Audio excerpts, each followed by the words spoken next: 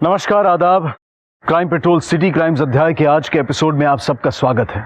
बड़ा शहर, वहां की चकाचौंध और सुख सुविधाओं से भरी जिंदगी, ये सब किसे अच्छा नहीं लगता। जितना बड़ा शहर उतनी बड़ी महत्वाकांक्षाएं। तेज रफ्तार जिंदगी से कदम मिलाकर चलने की आदत सी हो जाती है। बड़े शहर की हर रंगीनियां अपनी सी लगने लगती हैं, लेकिन ये बहुत जल्द अमीर बनने, आगे बढ़ने की भूख कई बार कब पॉजिटिव से नेगेटिव हो जाती है ये पता ही नहीं चलता। ये परेशानियां तब और बढ़ जाती हैं जब इंसान बड़े शहर और वहां रहने वाले बड़े लोगों के साथ बराबरी की टक्कर में अपनी हैसियत भूल जाता है। जब इंसान और बड़ा और ज्यादा की चाहत में सही गलत का फर्क भूल जाता है। जब इंसान सिर्फ अपनी जरूरतें नहीं बल्कि अपनी सारी चाहतें पूरी करने लगता है। इंसान को तब इस बात का अंदाजा नहीं रहता है कि कब उसने अपनी चादर से कहीं ज्यादा पैर फैला लिए हैं, कब एक लग्जरियस और कंफर्टेबल लाइफ के नाम पर उसने अपराध का दामन थाम लिया है।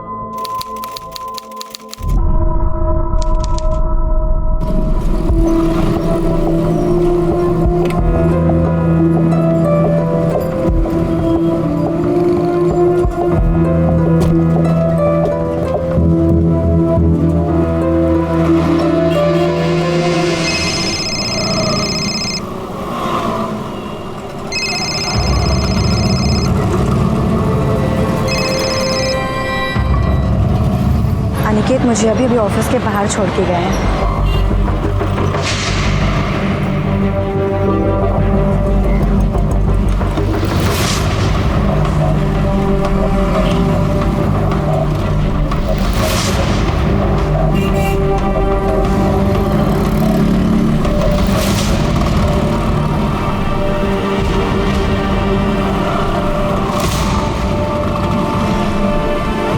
हेलो, पिछले 4 किलोमीटर से गाड़ी मुझे फॉलो कर रही है।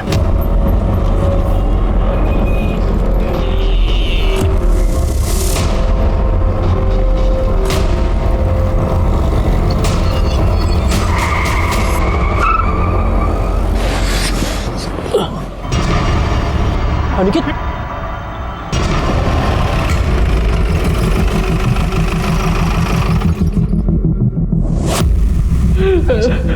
This was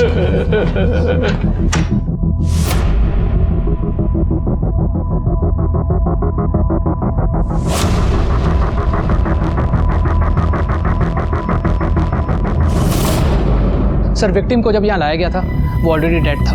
मुझे इसकी डिटेल रिपोर्ट चाहिए। Sure sir. उनके साथ कोई और है? हाँ सर, सर वो रही गाड़ी।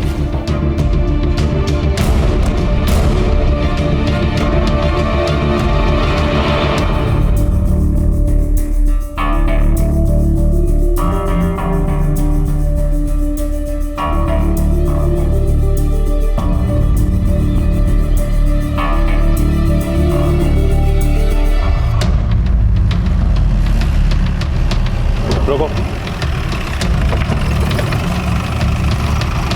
यही जगह बोली थी ना? हाँ। देखो चारों तरफ कुछ मिलता है तो।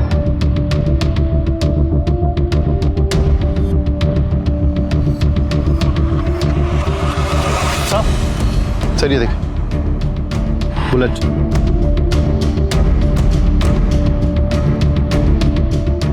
और सर ये देखिए,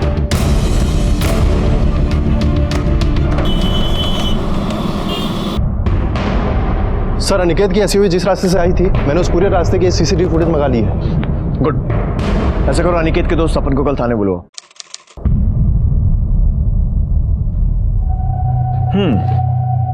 तो मतलब कई किलोमीटर तक एक गाड़ी तुम लोगों का पीछा करती है पर तुम्हें इस बारे में कुछ नहीं पता और साथ में बैठे शख्स को कुछ नहीं करता। सर, जब अनिकेत ने झटके से गाड़ी रोकी तब मुझे पता चला कि दूसरी गाड़ी ने फोर्सफुली उसको गाड़ी रोकने पे मजबूर किया। सर उस गनमैन ने अनिकेत पे गन पॉइंट की हुई थी। सर उसने गाड़ी रिवर्स करने की कोशिश की पर तब तक उसने अनिकेत पे गोली चला दी सर। और सर अनिकेत। कमाल की बात है ना पंकज, हमने उस रूट का सीसीटीवी फुटेज चेक किया और उसमें क्लियर है कि वो कार बहुत देर से अनिकेत की एसयूवी का पीछा कर रही थी और जिस तरीके से अनिकेत ने अपना रास्ता बदला उससे यह साफ है कि अनिकेत को भी पता चल गया था कि कोई उसका पीछा कर रहा है और तुमने कुछ नहीं देखा। अनिकेत ने भी तुम्हें कुछ नहीं बताया। सर हो सकता है अनिकेत ने मुझसे कुछ कहा हो पर मैं ही नहीं सुन पाया सर। असल में मैं चलो ध्यान रखना अपना, ठीक है? आप भी ध्यान रखना। सर मैंने ईयरफोन्स लगाए हुए थे और सर अपने एक दोस्त से टेक्स्ट पे बात कर रहा था। सर हो सकता है अनिकेत ने मुझसे कुछ कहा पर मुझे पता ही नहीं चला। और सर मैंने हुडी भी पहनी हुई थी तो अनिकेत को भी पता नहीं चला होगा कि मैंने ईयरफोन्स लगाए हुए हैं। अच्छा, संगीत प्रेमी है, गुड। कौन सा गाना सुन रहे थे? सर मेरे फेवरेट सिंगर का लेटेस्ट एल्बम आया हुआ था सर, उसी का गाना सुन रहा था। मोबाइल है? सर क्या हुआ लेकिन? साउंड क्वालिटी चेक करनी है, ज़्यादा कुछ नहीं। पता तो चले कि इतना क्या मजा आ रहा था गाना सुनने में कि आसपास ये सब घट गया और आप गाने में डूबे रहे। देखो देखो,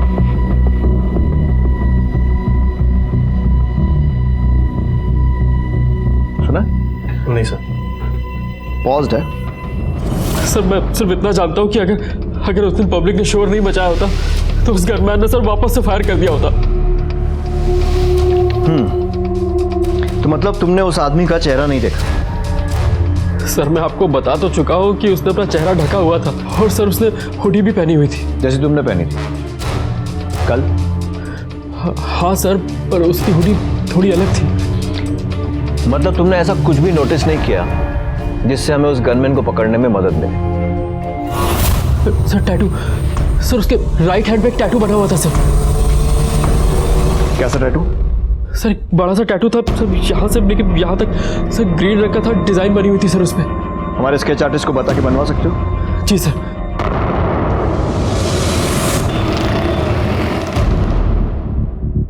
सर सपन ने कंफर्म किया है, गनमैन के हाथ में कुछ ऐसा ही टैटू बना हुआ था। और वो जो व्हाइट अकॉर गाड़ी जिसका सीसीटीवी में रजिस्ट्रेशन नंबर मिला था, उसके मालिक से कुछ पता चला? नहीं सर, अभी तक तो कुछ पता नहीं चला है, लेकिन जल्दी हम उस तक पहुंच जाएंगे। अनिकेत की फैमिली हिस्ट्री? सर अनिकेत के फादर मेरठ के जाने माने और रईस प्रॉपर्टी डीलर हैं। और सर ये भी पता चला है कि अनिकेत के पेरेंट अनिकेत और अमृता की शादी से खुश नहीं थे। क्यों? उन दोनों की फैमिलियाँ बराबरी की नहीं थी? नहीं सर, ऐसा कुछ नहीं है। सर अमृता के फादर भी जाने माने कॉलेज के लेक्चरर हैं, पैसे वाले हैं, और सर उन्होंने तो काफ़ी किताबें भी लिखी हैं। जब दोनों फैमिलीज बराबर की थी तो फिर प्रॉब्लम क्या थी अमृता से? सर दरअसल अमृता का पहले किसी के साथ अफेयर था, तो अनिकेत के पेरेंट्स को लगता था कि शादी के बाद भी अमृता का अफेयर चालू है, इसीलिए। जेलस एक्स लवर का एंगल अब समझ में आ रही है ना story? Excuse me sir. Hello, क्या? ठीक है, हम अभी आ रहे हैं। सर अनिकेत की लाश को लेकर काफी बवाल हो रहा है। हम ले जाएंगे, छोड़िए इसे, मैं निकाल। अरे चुप हो जाइए। मेरे बेटे की एक ही गलती थी कि इसने इस लड़के के साथ शादी की। अब मैं इसे हाथ भी लगाने नहीं दूंगी। ये क्या बकवास कर रही हैं आप? देखिए, अगर आपने अपना बेटा खोया है तो मेरी बेटी ने भी अपना पति खोया है। अनिकेत के ऊपर मेरी बेटी का भी उतना ही हक है, समझिए आप। छोड़िए मेरे को। क्या हो रहा है सब? आपको मेरे बेटे के मर्डर के लिए इन्वेस्टिगेशन करने की जरूरत नहीं है। मुझे मालूम है मेरे बेटे का मर्डर किसने किया। गिरफ्तार कर लो इसे, इसी ने मेरे बेटे का मर्डर करवाया है, ये इस कमीने सपन के साथ मिलकर। नहीं सर, ये झूठ बोल रहे हैं। सच बात तो ये कि इन लोगों ने मुझे अपने घर की बहू माना ही नहीं। ये लोग मुझसे नफरत करते हैं क्योंकि इनके बेटे ने मुझसे शादी करी थी। अरे तुझ जैसी औरत के साथ नफरत नहीं करेंगे तो और क्या करेंगे? हमें सब पता है कि तूने कहाँ और किधर गुल खिलाए हैं। अपनी रंगरलियों के लिए तूने मेरे बेटे की जान ले ली है। देखिए, जुबान संभाल कर बात कीजिए संदीप। बस बात हुआ। पूरे हॉस्पिटल को मछली मार्केट बना के रखा हुआ है आप लोगों ने। जो मरा है वो आपका बेटा है, आपका दामाद, तुम्हारा पति। कम से कम उसकी तो इज्जत कर लो। अरे मैं कह रहा हूँ सर कि इसने ही मेरे बेटे को मारा है। इसका चक्कर चल रहा था। इन दोनों के अलावा किसी को नहीं पता था कि मेरा बेटा कहाँ जा रहा है। इन लोगों ने ही उन गुंडों को बताया होगा। देखिए मैम, किसी और को एक्सपर्ट कमेंट देना है? गुड। तो पूरी इज्जत के साथ अनिकेत का क्रियाक्रम कीजिए और उसका कत्ल किसने किया है यह पता लगाने की जिम्मेदारी हम पर छोड़ दीजिए। बॉडी लेकर जाओ, जाइए आप लोग।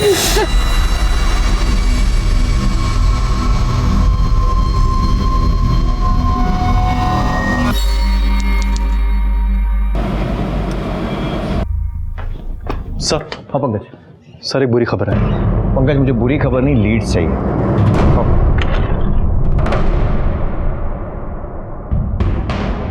बोलो क्या बुरी खबर है? सर जो कार अनिकेत के एसयूवी का पीछा कर रही थी उसका रजिस्ट्रेशन नंबर UP 14XX4400 फर्जी है सर। इस नंबर की कोई भी एक और कार रजिस्टर्ड नहीं है सर। वाकई में बुरी खबर है। ऐसा करो, इस नंबर के आसपास के जितने नंबर्स हैं उनकी पूरी सीरीज चेक करो और देखो उनमें से कोई वाइट अकॉर का नंबर है। अंधेरे में तीर चलाने जैसा है, पर क्या पता निशाने पर लग जाए।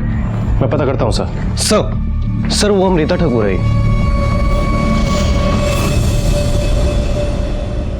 अब ठीक है।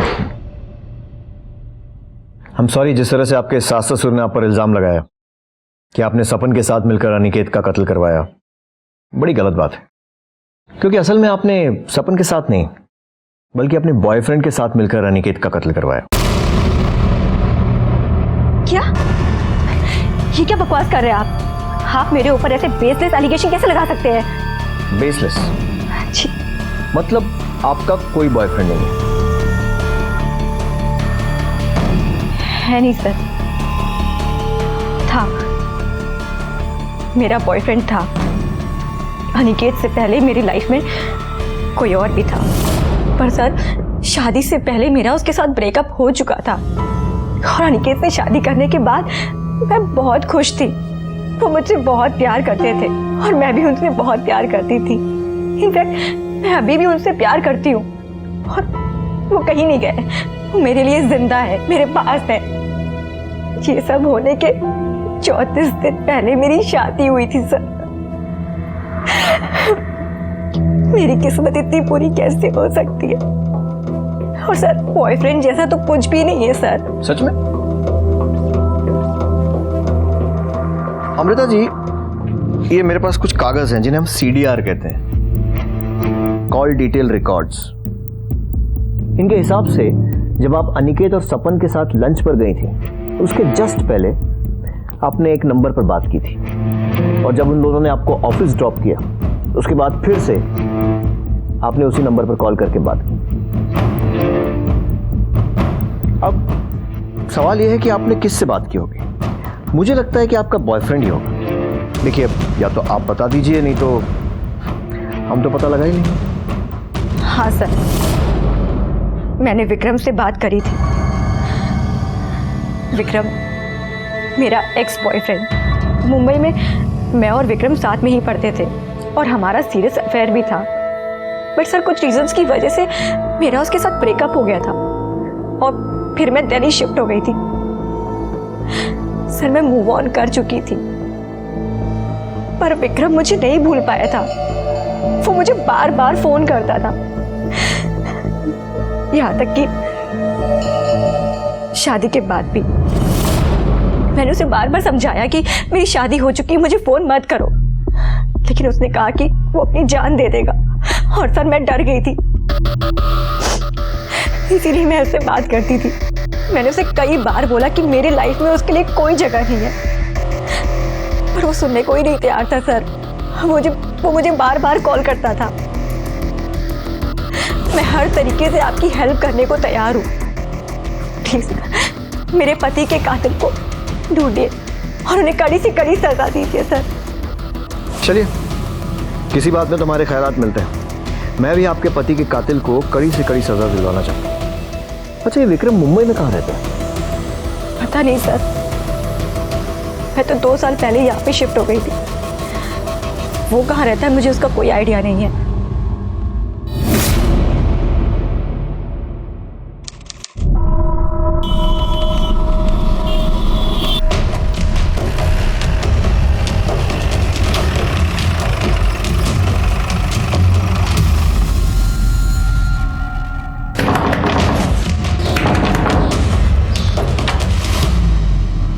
विक्रम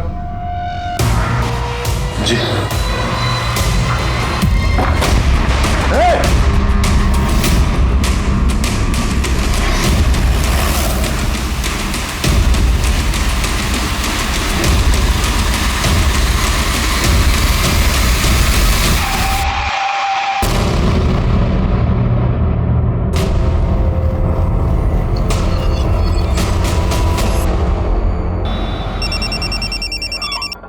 हाँ पंकज, बोलो। क्या? यस सर, विक्रम पिछले 1 हफ्ते से दिल्ली में ही था। मैंने उसे अरेस्ट कर लिया सर। बहुत दौड़ाया साले ने। गुड, लगता है केस जल्दी सॉल्व होने वाला है। लेकर आओ इस विक्रम को। तब तक मैं जरा अमृता मैडम को मीटिंग के लिए बुलाता हूँ। ठीक है सर।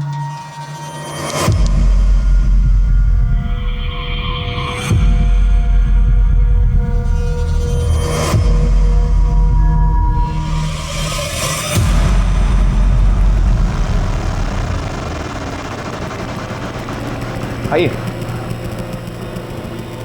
बहुत सारे सवाल पूछने हैं आपसे, और आपको तो पता ही होगा कि मैं आपसे क्या पूछने वाला हूं। अब मैं आपसे सवाल पूछूंगा, फिर आप इनकार करेंगी, फिर मुझे आपसे सख्ती करनी पड़ेगी,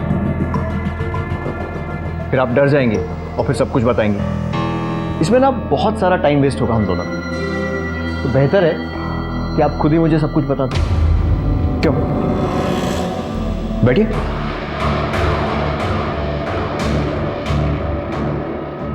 प्लीज। सर, मैं मानती हूँ कि मैंने आप लोग से छुपाया कि विक्रम यहाँ दिल्ली में था। एक्चुअली सर, विक्रम मुझसे मिलने के लिए बहुत डेस्परेट था। मैंने उसको बहुत बार समझाया, पर इसने मुझे धमकी दिया कि अगर मैं इससे नहीं मिलूंगी तो ये मेरे पति अनिकेत को सब कुछ बता देगा कि ये मुझसे आज भी प्यार करता है। सर, इसी रीजन की वजह से मैंने इसको हाँ बोल दिया, और अब लंच पर मिलने वाले थे, पर लास्ट मोमेंट पे अनिकेत का फोन आया और उन्होंने बोला कि वो मुझे और सपन को लंच पर लेके जाना चाहते हैं।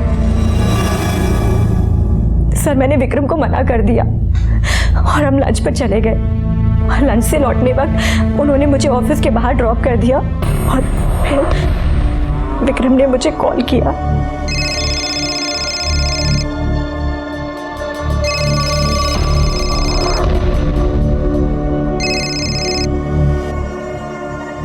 अनिकेत मुझे अभी भी ऑफिस के बाहर छोड़ के गया है। तुम यहाँ क्या कर रहे हो? तुम्हारा इंतजार। बट डोंट वरी, तुम्हारा इंतजार करने की तो मुझे आदत हो चुकी है। एनीवेज, अपना ऑफिस नहीं दिखाओगे? हाय अमृता।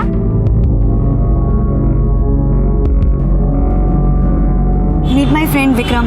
हाय Vikram. Hi. Hi Vikram. Hello. मैं तो सोच रहा था कि मुंबई छोड़ के अमृता पता नहीं कहाँ काम कर रही है। कॉफी वॉफी नहीं पिलाओगे? ऑफ कोर्स यार, चलो चलो। तो विक्रम तुम्हारे साथ ऑफिस में था? जी, विक्रम मेरे साथ ही था। जब मुझे फोन आया कि सब लोग अनिकेत को हॉस्पिटल लेकर जा रहे हैं, विक्रम ने मुझसे कहा कि वो भी हॉस्पिटल चलना चाहता है, पर मैंने उसको मना कर दिया सर, बिकॉज आप तो जानते हैं मेरे इन-लॉज वो मेरे पर कैसे कैसे एलिगेशंस लगाते हैं। इसी वजह से मैंने किसी को नहीं बताया कि विक्रम यहाँ दिल्ली में है।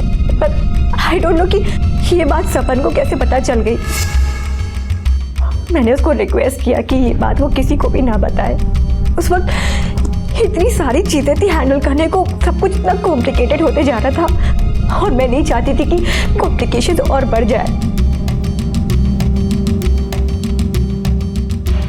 तो फिर तुम पुलिस को देखकर भागी क्यों थे? सर, अमृता ने मुझे बताया था कि पुलिस को हमारे ऊपर शक है, तो मैं डर गया था सर। पुलिस को अमृता और विक्रम पर शक था, लेकिन अमृता के ऑफिस में पता करने पर वहां के स्टाफ ने यही बताया कि विक्रम उस दिन उन सब के साथ ऑफिस में ही मौजूद था जब अनिकेत का कत्ल हुआ। पुलिस को लगा था कि वो ये केस जल्दी ही सुलझा लेंगे। पुलिस को एक जरा सी आस नजर आई थी, लेकिन वो भी गलत साबित हुई और फिर उन्हें उस वाइट गाड़ी का नंबर मिला था जो कि फर्जी था। यहां तक कि उसके आसपास की सीरीज के सभी नंबर खंगालने के बाद भी उनके हाथ सही नंबर नहीं आ रहा था। इंस्पेक्टर मलिक के कहने पर बाकी की टीम ने एनसीआर रीजन के रिकॉर्ड्स चेक करने शुरू किए और सीसीटीवी फुटेज और सपन के बयान के आधार पर पुलिस ने उस हत्यारे का हुलिया मीडिया में जारी किया, जिसमें खास तौर पर उस हत्यारे के टैटू को दिखाया गया और पुलिस ने हत्यारे की सूचना देने वाले को 5 लाख का इनाम देने का इश्तिहार भी निकलवाया। उन्हें उम्मीद थी कि इस तरह से जल्द ही कोई ना कोई उनके सामने जरूर आएगा, लेकिन जो उनके सामने आया वो एक बड़ी साजिश की तरफ इशारा कर रहा था। सर, आप सर, एक इन्फॉर्मेशन मिली है। फिर 5 लाख का इनाम क्लेम करने आया क्या? नहीं सर, अनिकेत के कॉल रिकॉर्ड से कुछ मिला है। सर ये देखिए, अनिकेत ने आखिरी कॉल अपने फूफा जी ललित चौधरी को किया था और सर ये ललित चौधरी उस दिन मॉर्ग में भी था। हाँ, तो हो सकता है ऐसी कॉल किया हो, इसमें अलग क्या है? अलग है सर ये ललित और अनिकेत के पिता श्याम पहले बिजनेस पार्टनर्स थे। बाद में इन दोनों फैमिली में कट्टर दुश्मनी हो गई पिछले कई सालों से। और सर रूमर्स है कि इस ललित के बेटे अखिलेश ने एक धमकी दी थी कि वो पूरी ठाकुर फैमिली को खत्म कर देगा। चलो जरा इन फूफा जी से भी मिलते हैं, इनके कॉल रिकॉर्ड्स भी निकलवाओ, पता करें इन फूफा जी की नाराजगी का कारण।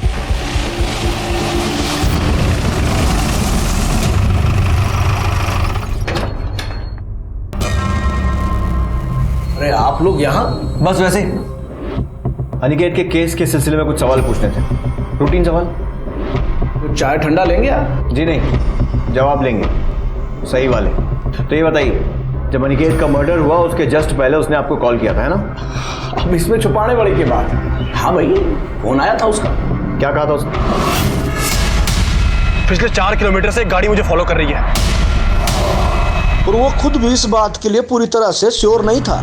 उस तरफ से फोन कट गया। मैंने भी बार बार फोन करने की ट्राई की और फोन नहीं मिला। फिर एक मेरा क्लाइंट आ गया, मेरे भी दिमाग से निकल गया। मेरे को तब याद आया जब मेरे एक रिश्तेदार ने फोन करके बोला भाई अनिकेत को गोली लग गई है। मतलब अनिकेत ने अपने परिवार को छोड़कर, बीवी को छोड़कर, दोस्तों को छोड़कर आपको फोन किया ये बताने के लिए कि कोई उसका पीछा कर रहा है। अब क्यों ना हो भाई, फूफा हूं मैं उसका। हाँ, ऐसा फूफा जो उसके बाप का दुश्मन है, जिसने उसके परिवार को खत्म करने की कसम खा ली है। मतलब तकलीफ के समय अनिकेत ऐसे फूफा को क्यों फोन करेगा? तभी ना जब वो तकलीफ खुद फूफा ने दी हो। मारी कुछ समझ में नहीं आ रहा, आप क्या कहना चाह रहे हैं? ये कहना चाह रहा हूँ कि तूने ही अनिकेत को मरवाया है ताकि उसके परिवार से बदला ले सके। तेरा दिमाग ठिकाने है क्या? दिमाग तो तेरा मैं ठिकाने लगाऊंगा थाने ले जाकर। उठाओ इसे।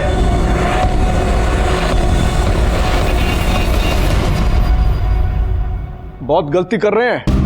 ये देख, ये नंबर जिस पर पिछले महीने तूने 2 बार बात की थी, किसका है? हजारों फोन करता हूं, अब किस किस को याद रखूंगा? मैं याद दिलाता हूं। बिरजू नाम है उसका, सुपारी लेता लोगों को मारने की। याद आया?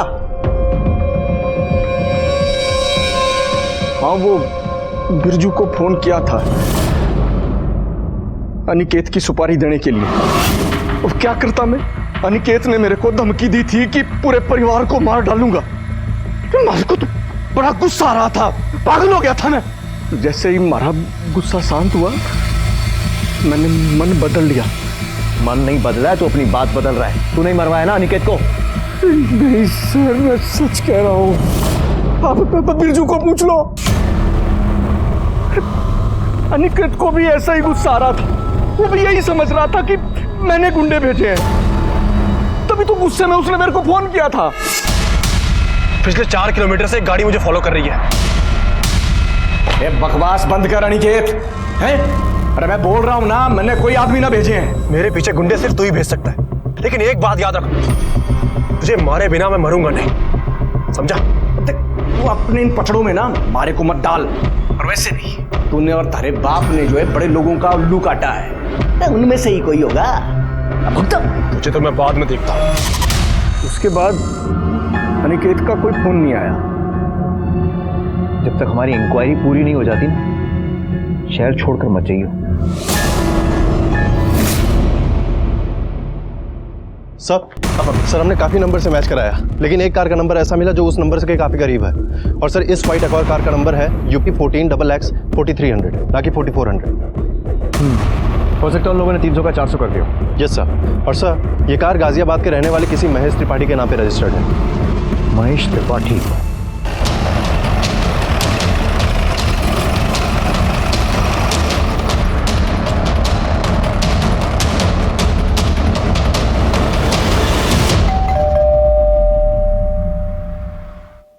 महेश त्रिपाठी? जी हाँ। मैं इंस्पेक्टर मलिक। जी कहिए। व्हाइट एक्वायर गाड़ी नंबर UP 14XX 4300 आपकी है? जी मेरी थी, अभी नहीं मेरी। मतलब? सर मैंने 3 महीने पहले किसी को बेच दी। किसे? एक जवान सा लड़का था, शशि सिन्हा नाम रहा। शशि सिन्हा? उम्र क्या होगी इसकी? यही कोई 27-28 के आसपास होगी होंगी। गाड़ी की ट्रांसफर पेपर्स है आपके पास? हाँ है ना, अभी देता हूँ। एक और सस्पेक्ट ये लीजिए सर।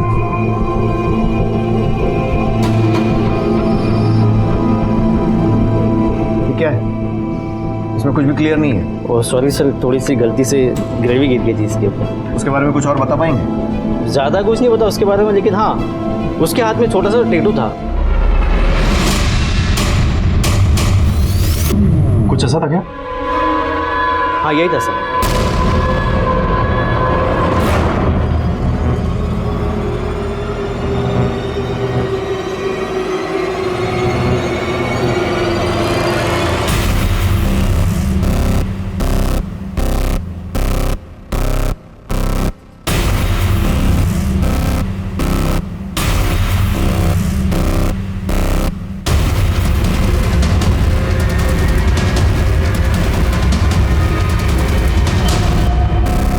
मैंने बोला था ना तेरे को। अरे हाँ यार, मुझे लगा था यहाँ कोई नहीं रहता है। एक हफ्ते से यहाँ बाहर भी बहुत कम निकलता है।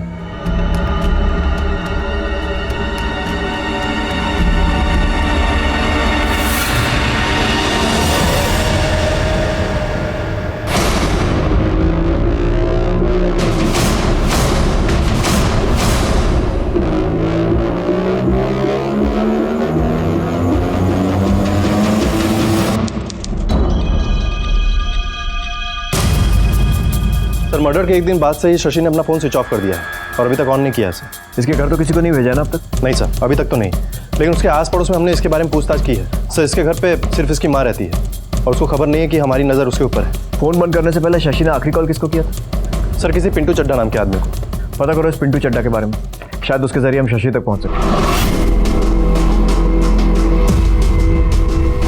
अब पूरी भाजी कितने की थी? पूरी भाजी 40 रुपए की।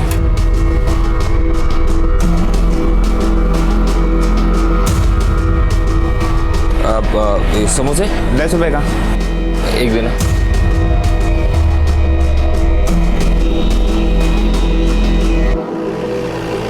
अरे सुनो, ये मकान नंबर 248/7 किधर है?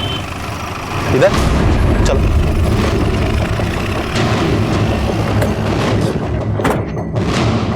इस बार कोई गड़बड़ नहीं होनी चाहिए। ये पिंटू चड्डा मुझे हर हालत में चाहिए। हो सकता है यही हमें शशि तक पहुंचाए। घर के पीछे वाले रास्ते पर भी नजर रखो, कहीं भागने की कोशिश न करें। सब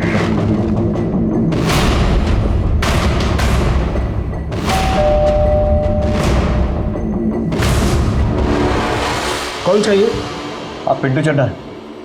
हाँ हूँ। तो ये बता, शशि सिन्हा कहाँ है? सब मुझे माफ कर दो, मुझे नहीं मालूम। मैं पिंटू चड्डा नहीं हूँ। झूठ बोलता है, लेके चल।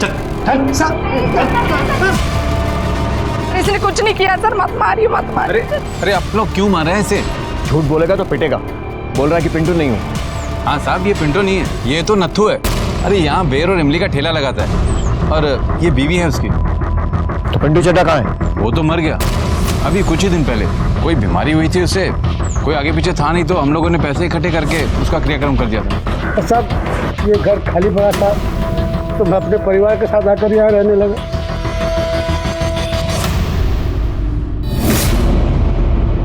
पुलिस को लगा था कि वो पिंटू के जरिए शशि सिन्हा तक पहुंच जाएंगे, लेकिन पिंटू की मौत के साथ वो उस आखिरी कड़ी को भी खो चुके थे।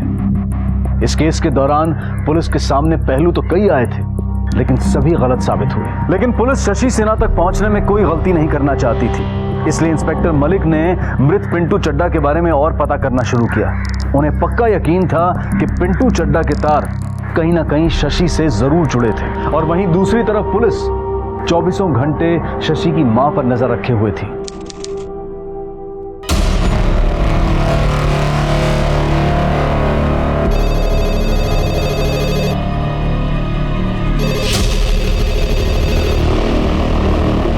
हेलो हेलो माँ, अब शशि बोल रहा हूँ। शशि बेटा, कहाँ हो तुम? कैसे हो? मैं ठीक नहीं हूँ माँ, मुझे कुछ पैसों की जरूरत है। घर आ जाओ बेटा। माँ अभी घर नहीं आ सकता मैं। क्यों? किससे डर रहे हो? वो गुंडा, वो अभी भी तुम्हारे पीछे पड़ा है ना? माँ ये सब मैं अभी बता नहीं सकता। आप ना मेरे लिए कुछ 10-15 हज़ार का जुगाड़ करके रखना, ठीक है? अब मैं आपको फिर से फोन करता हूँ।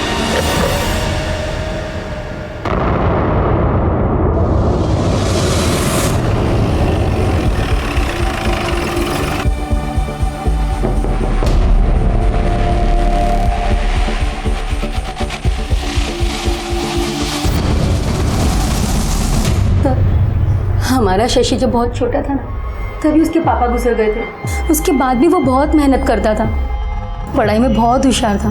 12वीं में तो उसको 95% आए थे और 2014 में उसने BE करके सिविल इंजीनियर बना। पर सर उसे नौकरी नहीं करनी थी, उसे बहुत कम समय में बहुत सारा पैसा कमाना था, इसलिए रियल एस्टेट एजेंट बना वो।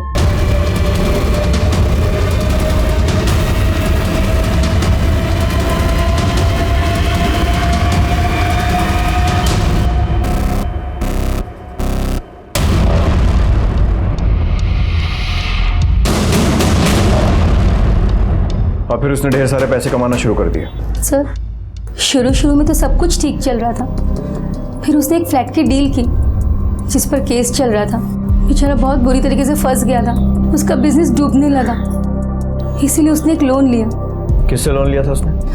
वो पिंटू है, पिंटू चड्डा। मुझे तो एक आंख नहीं भाता है वो। मेरा बेटा जब पैसा नहीं चुका पा रहा था, हर रोज घर पे आता था तकाजे के लिए। और एक दिन तो देख, अब बहुत हो गई तेरी बहानेबाजी। अब मुझे तेरे बहाने नहीं चाहिए, पैसे चाहिए, मेरे पैसे। अरे बोला ना दे दूंगा, तुम्हारे पैसे लेके भागा जा रहा हो क्या मैं? क्या समझ रहा है तू मुझको? हाँ? बहुत एकड़ी है तेरी, बहुत एकड़ी है। एक हफ्ते में या तो तू मुझे मेरे पैसे दे दे या फिर मैं तेरी जान ले लूंगा। सर अगले ही दिन शशि घर से चला गया 4 लाख के जुगाड़ के लिए, पर अब तक घर नहीं लौटा। मैंने राजू से भी पूछा पर उसने कहा कि उसे कुछ नहीं पता। राजू कौन? सर वो मैकेनिक है, मेरे बेटे की गाड़ी देखता है। कौन सी गाड़ी है शशि के पास? सफेद एक और है सर। UP 14XX4400, यही नंबर है ना? तो उस दिन से शशि से ना तो आपकी बात हुई न राजू की। जी नहीं। आप एक माँ हैं, अपने बेटे की खातिर कम से कम आपको झूठ नहीं बोलना चाहिए। सर उसका फोन आया था पैसों के लिए, वही तो वो बोल रहा था। मैंने उससे पूछा भी कि क्या वो गुंडा उसका पीछा कर रहा है, उसे परेशान कर रहा है, लेकिन उसने मुझसे कुछ भी नहीं कहा। सर प्लीज मेरे बेटे को बचा लीजिए। देखिए फिलहाल हम लोग जा रहे हैं, लेकिन हमारा एक आदमी 24 घंटे आपके घर पर नजर रखेगा। आपकी फोन कॉल भी रिकॉर्ड होंगे और मुझे पूरी उम्मीद है कि आप अपने बेटे को ये नहीं बताएंगी कि पुलिस को उसकी तलाश है, क्योंकि अगर आपने ऐसा किया तो आप और आपका बेटा दोनों बहुत बड़ी मुसीबत में पड़ सकते हैं। पिंटू चड्डा के बारे में पता करने पर पुलिस को यह जानकारी मिली कि पिंटू एक हिस्ट्री शीटर था और वो कई बार जेल जा चुका था। और आखिरी बार जब पिंटू जेल गया था तो वहां वो एक दूसरे अपराधी धर्मपाल शर्मा यानी कि धर्म के काफी करीब आ गया था। और जेल से निकलने के बाद भी पिंटू अक्सर फोन पर धर्म से बातें किया करता था। अब पुलिस ये शक कर रही थी कि हो सकता है कि धर्म, पिंटू और शशि मिले हुए हों और ये कोई गैंग है जिन्होंने ये हत्या सुपारी के लिए की हो। इसलिए पुलिस ने धर्म को ढूंढना शुरू किया ताकि वो धर्म के जरिए शशि तक पहुंच सके।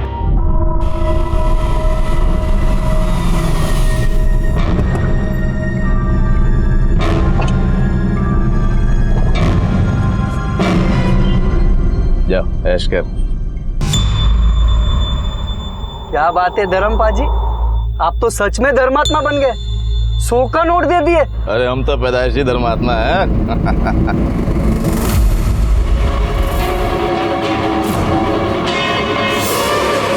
नीचे कर, नीचे कर काट। अब बुद्ध क्यों बनाया, जल्दी भगा। पुलिस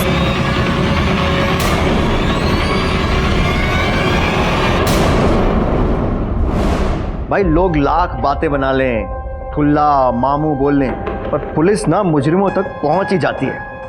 अच्छी बात है ना? पर पता पुलिस की बुरी बात क्या है? मारती बहुत है।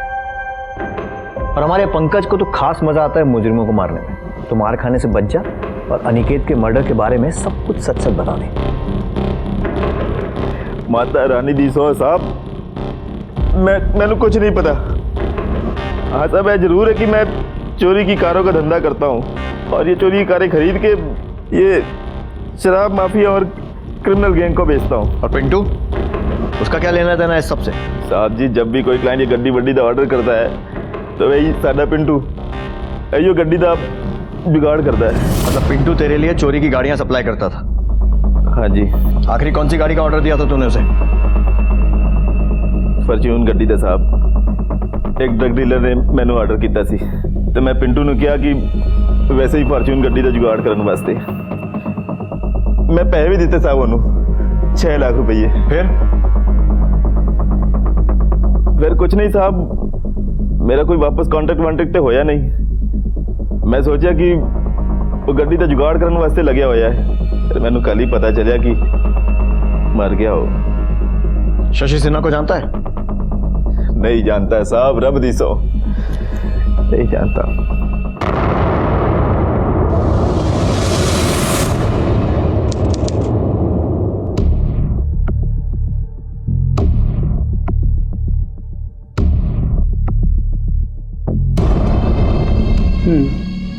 ठीक है, हम इसे निकाल सकते हैं। कितने लगेंगे? तकरीबन 2 लाख।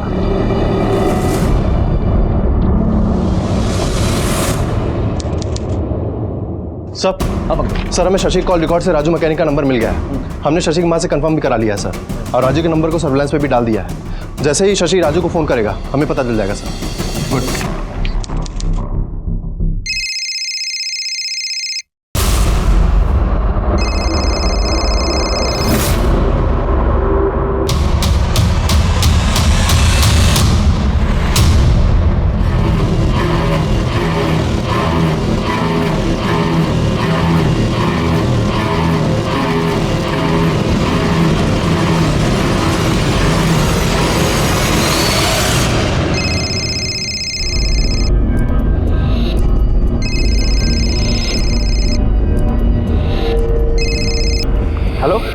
हेलो राजू, शशि बोल रहा हूँ। शशि?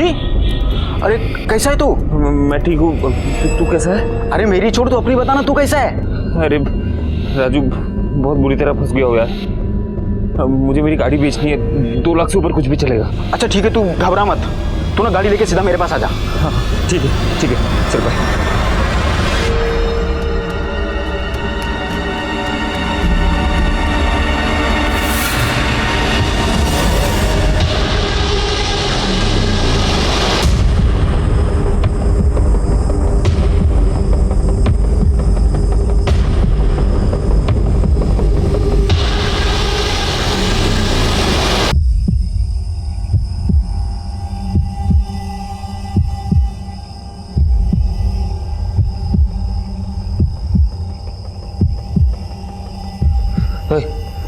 राजू का है? मैं शशि, राजू को बुलाओ यार।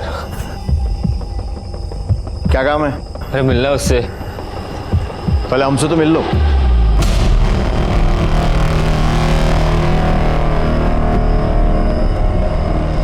लेके चलो इसे। पिंटू के डर से हम घर से भागकर छिपते फिर रहे थे, लेकिन पिंटू को हमारे ठिकाने का पता चल गया। एक फॉर्च्यून एसयूवी कार लेकर आ जा, तो मैं ना तेरे 4 लाख रुपए और उसका सूद सब माफ कर दूंगा। फॉर्च्यून एसयूवी कहाँ से लेके आओ पिंटू भाई? कहाँ से लेके आओ? अरे चोरी कर ले। मुझे उसकी उधारी चुकानी थी और मेरे पास कोई चारा नहीं था। और मैं और राजू मैकेनिक उस दिन नोएडा में व्हाइट फॉर्च्यून एसयूवी ढूंढने निकल गए। हमें 1-2 एसयूवी मिली, पर वो व्हाइट नहीं थी। फिर हमें रेस्टोरेंट के बाहर अनिकेत की व्हाइट फॉर्च्यून देखी।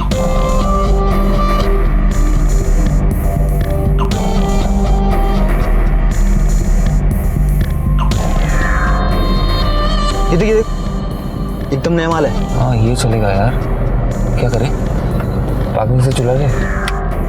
पार्किंग चुराने में खतरा है, कैमरे लगे होंगे। मैं तो बोलता हूँ मौका देखकर रास्ते में छीन लेते हैं। मैं गाड़ी पे नजर रखता हूँ, तू जाकर आसपास का जायजा लेके। ठीक है, चल।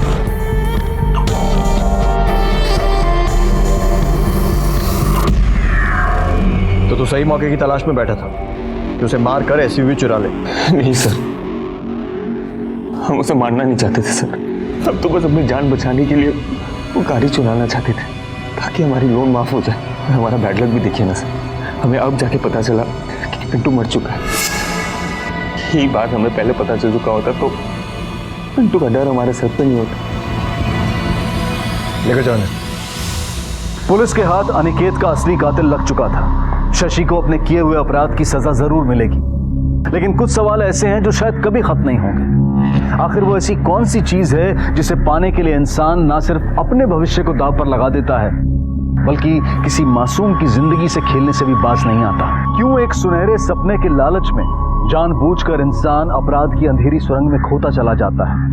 ऐसी महत्वाकांक्षा का क्या फायदा कि इंसान अपराध के दलदल में धंसता चला जाए? शशि सिन्हा एक इंजीनियर था। वो अगर चाहता तो बिजनेस के फेलियर के बाद भी एक अच्छी नौकरी करके अपना जीवन ठीक तरह से बिता सकता था। वो पिंटू का कर्जा भी उतार सकता था, लेकिन ये सब छोड़कर उसने एक ऐसा रास्ता अपनाया जो उसे अपराध की दुनिया तक ले गया। परिणाम की चिंता किए बिना शशि ने छलांग लगा दी और फिर मुंह के बल जा गिरा। उसकी एक गलती ने न सिर्फ उसकी जिंदगी बर्बाद कर दी बल्कि कई और जिंदगियां भी उजड़ गई। अमृता और अनिकेत के सारे सपने टूट गए। उनकी गलती बस इतनी सी थी कि शायद अनिकेत गलत वक्त पर गलत जगह पर था, या फिर गलत वक्त में वो सफेद गाड़ी गलत जगह पर थी। आसमान को छूने के सपने देखने में कोई बुराई नहीं है, लेकिन नींद से जागने के बाद इंसान अपने कदम जमीन पर ही रखता है और जमीन को मजबूत बनाए बगैर आसमान में उड़ान नहीं भरी जा सकती। देखते हैं हमारे आज के एपिसोड की दूसरी कहानी। बस ये बॉम्बे पहुंच ही रहा हूं मैं। हमारे काम को अप्रिशिएट किया लोगों ने। मैंने तुम्हें मिस किया। तुम्हें होना चाहिए था यहाँ पर तुम तो जानती हो ना, हम दोनोné में से किसी एक का यहाँ होना कितना जरूरी है। आई नो ये बात भी ठीक है। मनीषा एक मिनट होल्ड करना, एक फोन आ रहा है। वीडियो कॉल इस वक्त। मनीषा एक मिनट होल्ड करो।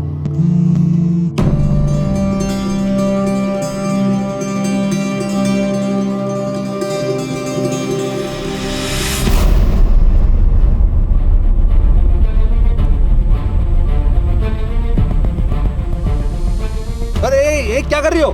नीचे उतरो। ये क्या कर रही हो तुम? मत करो, रुक जाओ, मत करो ऐसा, उतरो नीचे। ये क्या कर रही हो तुम? क्या हुआ Deven?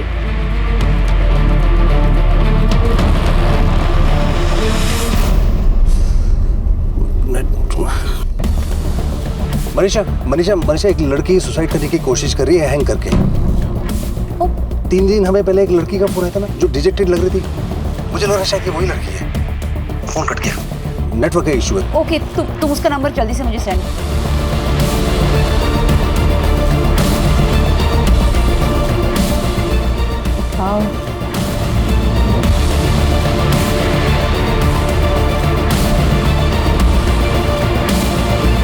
Pick up the phone.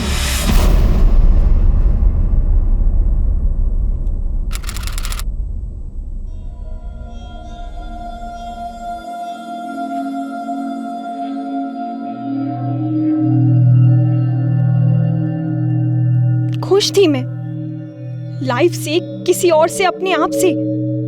कोई शिकायत नहीं थी मुझे।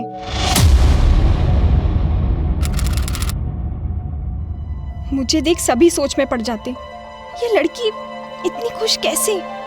हमेशा हंसती रहती है, खेलती रहती है, कभी हार नहीं मानती। लेकिन मुझे विश्वास था कि मैं लाइफ में कुछ भी कर सकती हूँ, कोई मुझे रोक नहीं सकता। और आज मैं खुद अपने आप को रोक नहीं पा रही हूँ।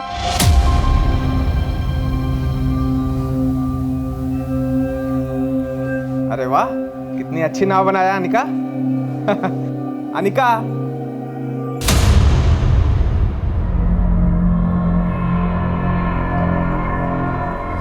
अनिका। मैं पैदा ही ऐसे हुई। मुझे लगता था यही नॉर्मल है। थोड़ा टाइम लगा ये पता चलने में कि मेरे आसपास बाकी सब नॉर्मल हैं, मैं नहीं। मेरे माँ बाप को भी टाइम लगा ये जानने और फिर एक्सेप्ट करने में कि उन्होंने एक बहरी गूंगी बच्ची को जन्म दिया था।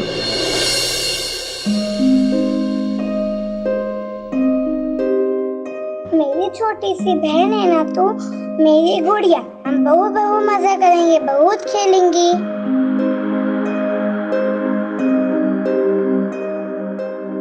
आपने बनाया? बहुत अच्छा है। अनिका जैसी बच्ची के लिए तो स्कूल है स्पेशल टाइप का। आप इसे वहाँ क्यों नहीं भेजते? अब कैसी बात करी मैडम, इतने पैसे कहाँ से आएंगे? मैं तो एक मामूली इलेक्ट्रीशियन हूँ। पैसे ही तो नहीं लगेंगे।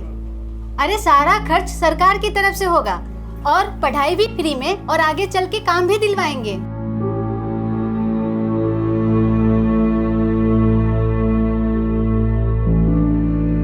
मैं भी स्कूल में जाने लगी। बहुत खुश थी मैं। सब अच्छा था, सभी अच्छे थे, इतना मजा आ रहा था। कभी सोचा तक नहीं था कि ये दिन भी आएगा। उठाओ, पिक अप द फोन।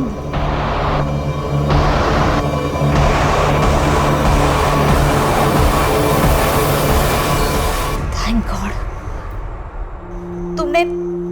तुमने फोन किया था मेरे हस्बैंड को। वो बात नहीं कर पाए क्योंकि वहां नेटवर्क नहीं था, इसलिए मैंने तुम्हें फोन किया। तुमने पहले भी फोन किया था ना, 3 दिन पहले। आई थिंक ये रत्ती भट्ट भोपाल से है। सर पुराने वीडियो कॉल रिकॉर्ड से पता चला है कि ये रत्ती भट्ट भोपाल से है। भोपाल से? ठीक है, मैं भोपाल पुलिस को कांटेक्ट करता हूँ, तुम उससे एंगेज करके रखो, उससे बात करते रहो। सर मनीषा मैम वही कर रही है। ठीक है, ओके। रुको, देखो मेरी तरफ देखो, मेरी बात सुनो।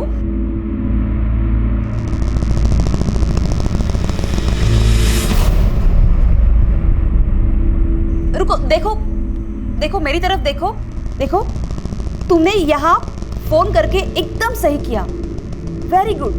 देखो, मुझे अपने बारे में बताओ, तुम कहाँ रहती हो, तुम्हारा घर कहाँ है, तुम्हारा नाम क्या है?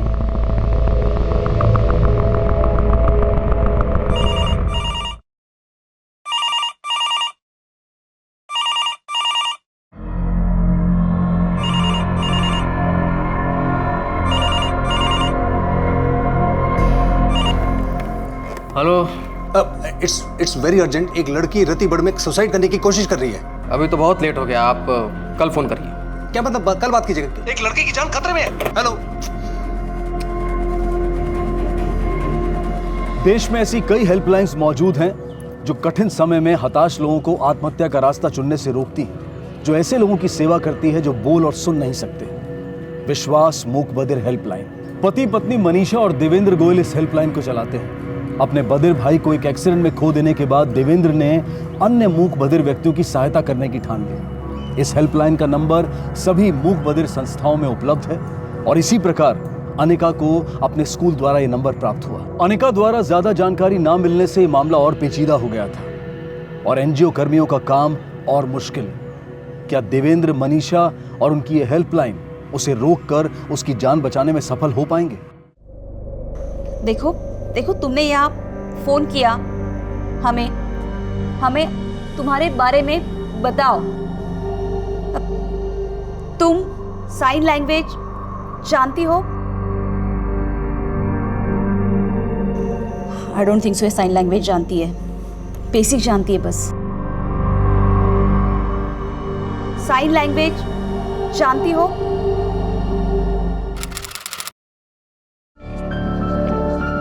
मुझे साइन लैंग्वेज आती है। मुझे स्कूल जाना, सीखना अच्छा लगता था, मज़ा आता था। स्कूल में भी सभी को मैं अच्छी लगती थी। मिस मुस्कान बुलाते थे सभी मुझे। लोग हैरान थे कि मैं हमेशा इतनी खुश कैसे रहती हूँ। लेकिन एक दिन सब बदल गया जब मैं 10 साल की थी।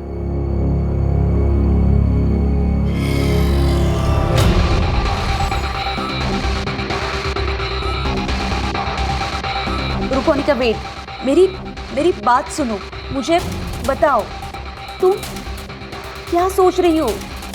बोलो अनिका।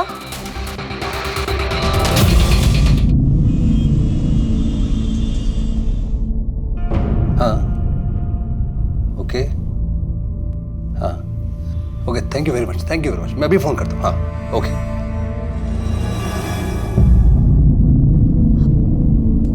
अनिका, देखो, मेरे 2 बच्चे हैं, दोनों बेटे।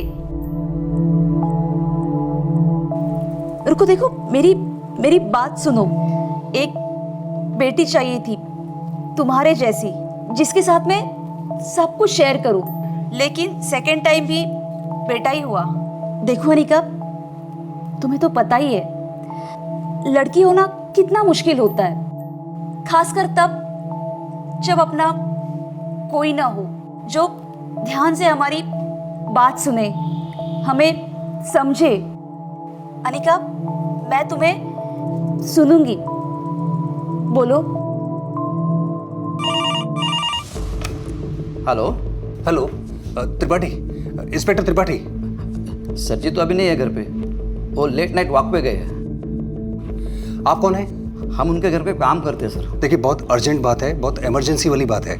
आप समझ रहे मैं क्या कह रहा हूँ? आप उनको आने के साथ ही बोलिए कि मुझे फोन करें। आप समझ रहे हैं? हाँ हाँ। आप मेरा नंबर नोट करिए अभी, तुरंत। हाँ। अच्छा अनिका, ये बताओ तुम कब तक स्कूल गई थी?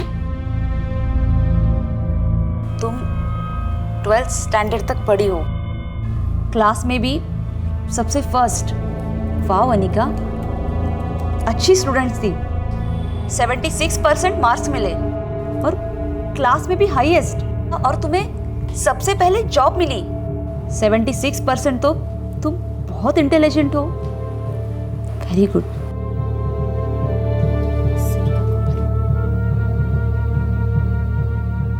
Hello sir. हेलो, आयशा सब ठीक तो है? हाँ सर, कॉल ऑन है, बात कर रही हैं। ठीक है, मैं पुलिस से कांटेक्ट करने की कोशिश कर रहा हूँ, और जैसे पुलिस से कांटेक्ट हो जाता है मैं तुमको बताता हूँ। सर 3 घंटे हो चुके हैं, उसे हेल्प की ज़रूरत है। कॉन्फिडेंस पूरी तरह से जा चुका है, गिव अप करने के काफ़ी करीब है। लेकिन क्या? लेकिन लगता है अभी भी कहीं ना कहीं थोड़ी सी उम्मीद बाकी है उसमें। लेकिन वो सुसाइड क्यों करना चाहती है? डफनेस और डमनेस की वजह से? सर सिर्फ वही रीज़न नहीं है, कुछ और भी है जो वो बता नहीं रही। बार बार कह रही है बचपन में सब अच्छा था। सर 12वीं भी पढ़ चुकी है और क्रिएटिव भी है। सर स्कूल के बाद घर के पास किसी वर्कशॉप में वो गिफ्ट बॉक्स बनाने का काम भी करती थी। कोई ना कोई बात है सर जो वो बता नहीं रही। मैं जो थी, जैसी थी, मैंने अपने आप को, अपनी लाइफ को एक्सेप्ट कर लिया था। मैं सिर्फ देखकर कई चीज़ें सीख सकती थी। मेरे दोस्त और मैं खूब मज़े करते, हमेशा हेल्प करते थे मेरी। लेकिन ऐसी भी कुछ बातें होती हैं जो फ्रेंड्स को भी बताई नहीं जा सकती।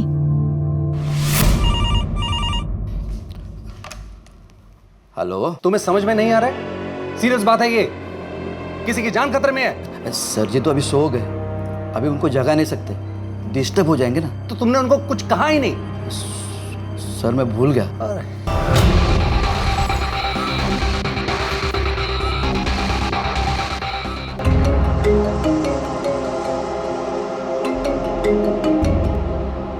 हाँ देवेंद्र, क्या हुआ? नंबर सही नहीं है क्या? हाँ नहीं, नंबर सही था लेकिन बात हो नहीं पाई ठीक से। अच्छा सुनना, मुझे तुझसे एक फेवर चाहिए। एक्चुअली क्या है कि मैं भोपाल में तेरे अलावा किसी को जानता नहीं हूँ, तो please please.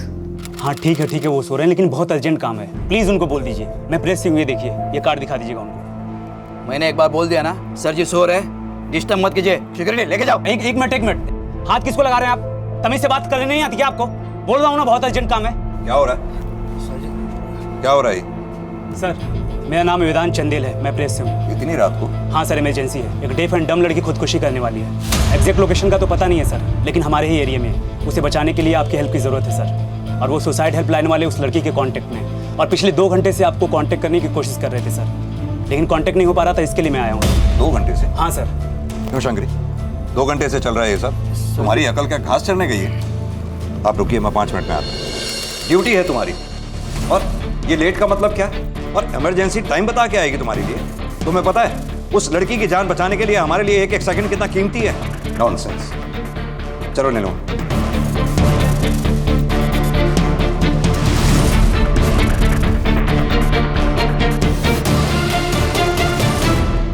Sir call location ट्रायंगुलेट करवा रहे हैं, लेकिन उसमें बहुत टाइम लग जाएगा। हमने साइबर एक्सपर्ट को भी बुलाया। अगर किसी तरह हमें ये पता चल जाए कि वो लड़की कौन से नेटवर्क से कनेक्टेड है, तो उसका लोकेशन वहां से भी ट्रैक कर सकते हैं। We trying both ways sir. Good, let's be ready. Information कहीं से भी आ सकती है। वैसे भी अभी हमारे पास इस लड़की के नाम के सिवा और कुछ भी नहीं है। मैं देवेंद्र के टच में हूँ, तुम हेल्पलाइन के टच में रहो। जैसे उस लड़की से जुड़ी कोई भी खबर, जैसे उसका नेम, एड्रेस, कुछ भी पता चले, मुझे इन्फॉर्म करो। सर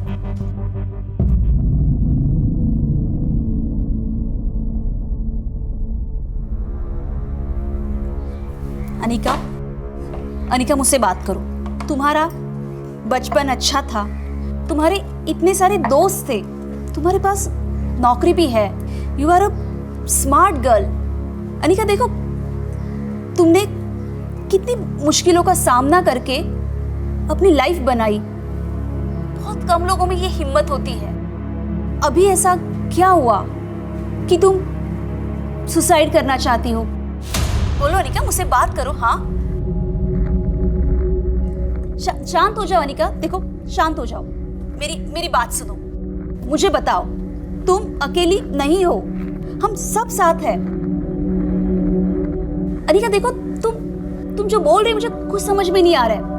धीरे धीरे धीरे बताओ, शांत हो जाओ। बताओ अनिका।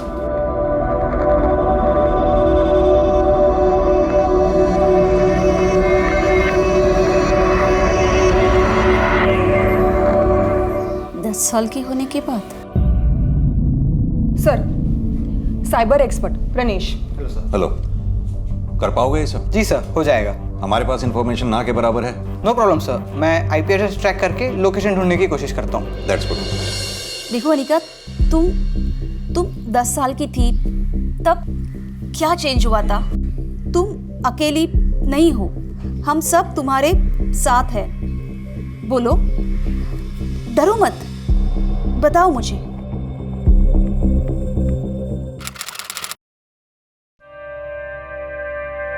पूरा खाना खत्म करना दोनों, ठीक है? मम्मा, रुक जा बेटा, मैं मोमबत्ती जलाती हूँ। ये बिजली भी ना दोपहर में गई थी। क्या हुआ? मुझे कुछ दिख नहीं रहा। हाँ बस बेटा, मोमबत्ती जला रही हूँ। अरे क्या हुआ अनिका, तुमने क्या किया? क्यों छेड़ रहे हो बेचारे को? बस ये देखो, आ गई मोमबत्ती। अब खाओ, अभी दिख रहा है? जल्दी खत्म करो। मस्ती चलती रानी है, जीवन उसका पानी है, हाथ लगाएगी तो तर जाएगी, बाहर निकालो तो मर जाएगी। चलो, अभी बहुत रात हो गई है, दोनों सो जाओ, ठीक है? मम्मा नींद आई। हाँ चलो चलो, सुबह स्कूल भी है ना, तो सो जाओ, चलो।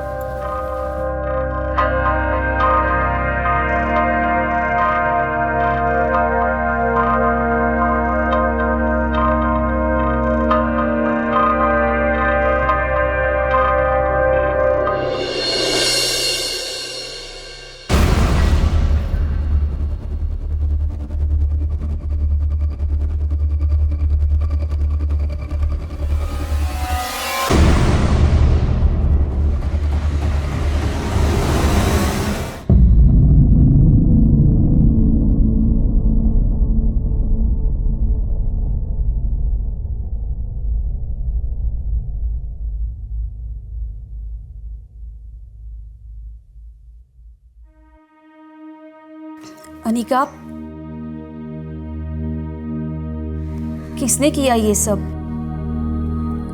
कौन था वो? ऐसा एक बार हुआ, 2 बार हुआ या बार बार?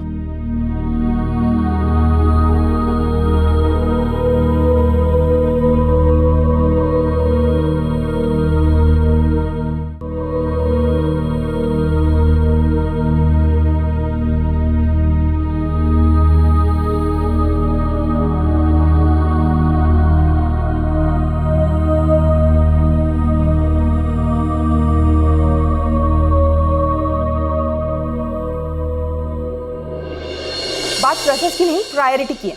लाइफ एंड डेथ का सवाल है, वो जो भी हो जल्दी करिए प्लीज।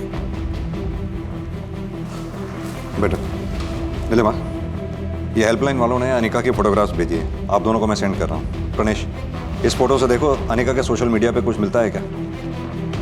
नीलिमा, अनिका की फोटोग्राफ आसपास के एनजीओ और ऐसे स्पेशल स्कूल जो डेफ एंड डम से कनेक्टेड हैं, उनके पास भेजो, शायद कोई इन्फॉर्मेशन मिले। वो ट्रायंगुलेशन रिकॉर्ड का क्या हुआ? सर चल रहा है, लेकिन टाइम लगेगा, फिर भी हाई प्रायोरिटी पर फॉलो अप कर रहे हैं। वो मिस्टर देवेंद्र को कॉल लगाना जरा। Hello mister Devendra, mister Devendra, हाँ ऐसा है, हमें लोकेशन ट्रेस करने में थोड़ा टाइम लगेगा।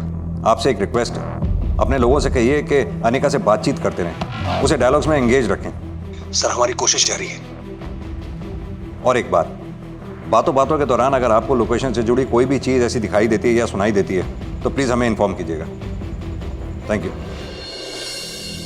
बताओ, तुम्हारे साथ ये सब एक बार हुआ?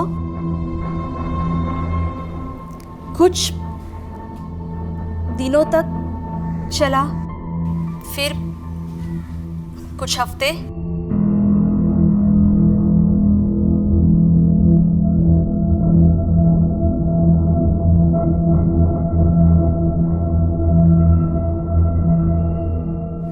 सालों तक?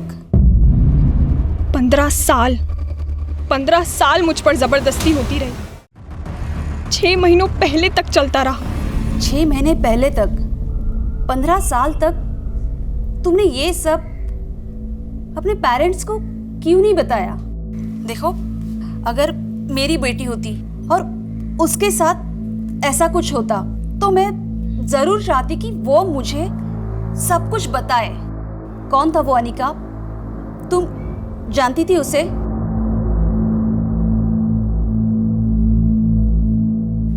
बोलो अनिका, हम तुम्हारी हेल्प करेंगे।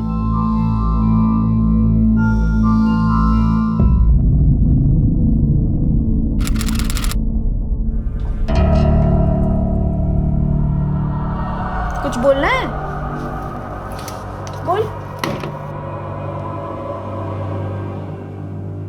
क्या बोल रही है? मुझे कुछ समझ में नहीं आ रहा है। माँ को समझ ही नहीं आया जो मैं उसे बताने की कोशिश कर रही थी। मुझे खुद उस उम्र में कुछ समझ नहीं आ रहा था। अरे खाना लगाओ। हाँ, तुझसे मैं बाद में बात करती हूँ, ठीक है? पापा खाना मांग रहे हैं। मैं माँ को कैसे समझाती, क्या समझाती? चाहते हुए भी मैं किसी को नहीं बता पाई और इसीलिए उनकी हिम्मत बढ़ती गई। पहले तो सिर्फ अपने हाथों से मुझे छूता था। अरे क्या हुआ? रो क्यों रही है? किसी ने कुछ बोला? हाँ, बताना क्या हुआ, बोल। आखिर इतने सालों बाद माँ को मेरी बात समझ आई, लेकिन समझना नहीं। क्या बोल रही है? क्या बोल रही है? किससे कुछ कहना नहीं। माँ ने उल्टा मुझे ही दोष दिया। कहा मैं कहानियां बना रही थी, मारा मुझे, अपने आप से दूर कर दिया। आखिर मैं अकेली पड़ गई। लेकिन क्यों अनिका? क्यों तुम्हारी माँ ने तुम पे विश्वास नहीं किया? क्या वो जानना नहीं चाहती थी कि तुम्हारे साथ ये सब किसने किया?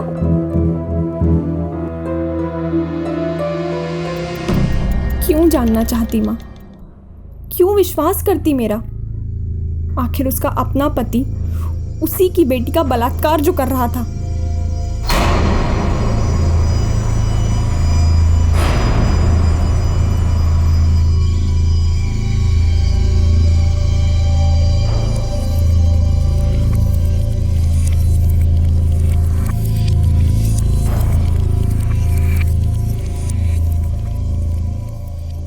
सॉरी अनिका, तुम्हारे साथ जो हुआ वो किसी और के साथ ना हो। तुमने वाकई अपनी लाइफ में बहुत सफ़र किया है, लेकिन अनिका 6 महीने पहले सभी बंद हो गया था, तब तुमने सुसाइड नहीं किया, उसके पहले भी नहीं किया। अभी ऐसा क्या हुआ? बोलो अनिका, बताओ बताओ।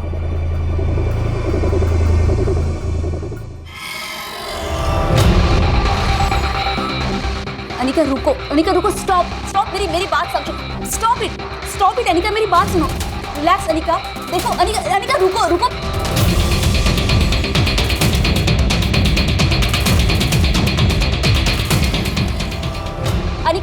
अनिका रुको। Anika stop it, look at me Anika don't do this. देखो उसमें तुम्हारी कोई गलती नहीं है अनिका, ऐसे मत। अरे नेटवर्क चला गया, मैं अभी चेक। मॉडर्न जल्दी, तुम्हारे इसमें देखो, चेक करो। संतोष ट्राई कर रहा हूँ मैम। ऑफ करके ऑन करके देखो जल्दी। जी हाँ। नहीं। 8 घंटे बीत चुके थे मनीषा और उसके सहयोगियों को अनिका से बात करते हुए। 8 घंटे तक वो अनिका को जीवित रखने में सफल रहे थे, लेकिन संपर्क टूटने पर ऐसा लगा कि मानो वो अनिका को खो चुके थे। एक पिता अपनी ही मूक बधिर बेटी की परिस्थिति का ऐसा फायदा उठाए, ये सोचकर भी घिन आती है, गुस्सा आता है। लेकिन अपने पिता द्वारा इस तरह का अत्याचार सहने के बावजूद अनिका ने उम्मीद नहीं छोड़ी थी, वो डटी रही। तो फिर अचानक ऐसा क्या हुआ कि अनिका का हौसला डगमगाने लगा, उसकी उम्मीद टूटने लगी। वो कौन सी बात थी जो अनिका अब भी छुपा रही थी? वो बात जिसने अनिका जैसी दिलेर लड़की को आत्महत्या करने पर विवश किया। अरे इतना टाइम, हाँ, नाम बता दिया है, शहर पता है, फिर भी अभी तक पुलिस को कोई लीड नहीं मिल पा रही है। कनेक्शन टूट गया है, उससे बात नहीं हो पा रही है। हमें तो पता भी नहीं वो जिंदा है या पुअर गर्ल, वो कुछ बताना चाहती थी। मैं वेदांत से बात करता हूँ। हम लोग देखते हैं कि पुलिस कहाँ तक पहुँची है।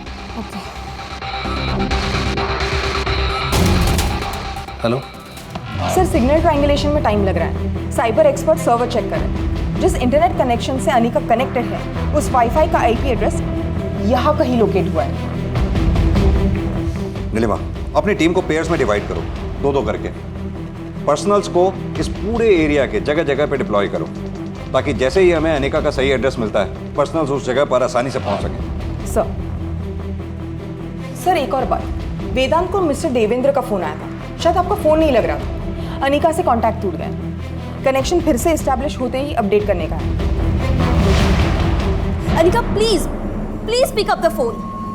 फोन उठाओ अनिका। Thank God. अनिका, तुम ठीक हो? बोलो।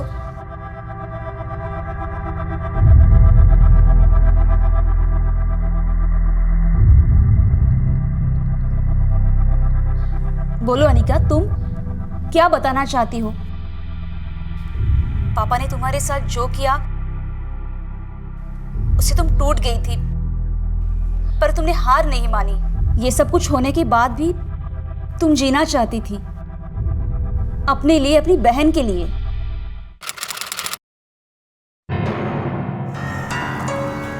वाह दीदी, ये मेरे लिए। शादी के बाद सारे गहने इसी में रखूंगी। Thank you so much. लीजिए। संस्कार होना बहुत जरूरी है। बिल्कुल सही कहा आपने। लेकिन आजकल की लड़कियों में कहाँ संस्कार?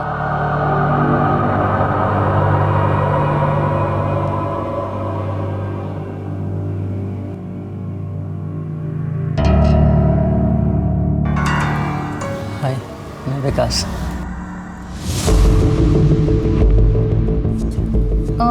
ये कौन है? हाँ, ये मेरी बड़ी बेटी है अनिका। ओह, सुंदर है। हाँ, मायके आई है माँ बाप के पास? नहीं, अभी इसकी शादी नहीं हुई है। अभी शादी नहीं हुई? फिर छोटी की शादी?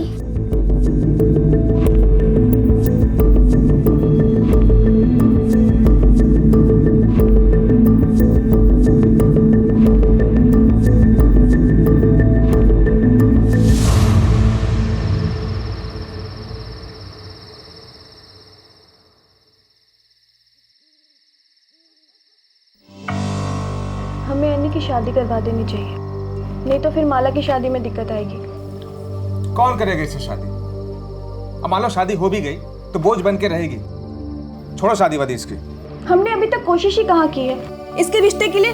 कहाँ ढूंढा है रिश्ता हमने?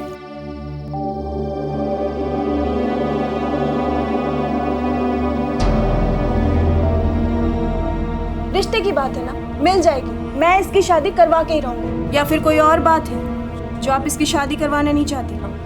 अब और कौन सी बात होगी? हैं? अरे मैं तो खुद चाहता हूँ कि इसकी शादी हो जाए, मेरा बोझ ही हल्का होगा। ढूंढो लड़का इसके लिए।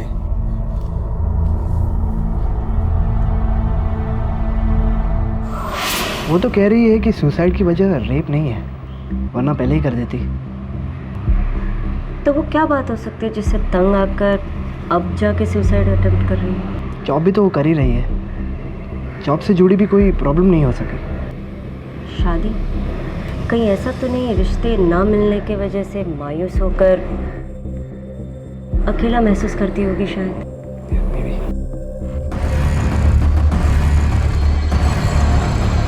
आखिरकार पुलिस को हैकर की मदद से उस वाईफाई मॉडेम के आईपी एड्रेस की लोकेशन मिल गई जिसको अनिका इस्तेमाल कर रही थी।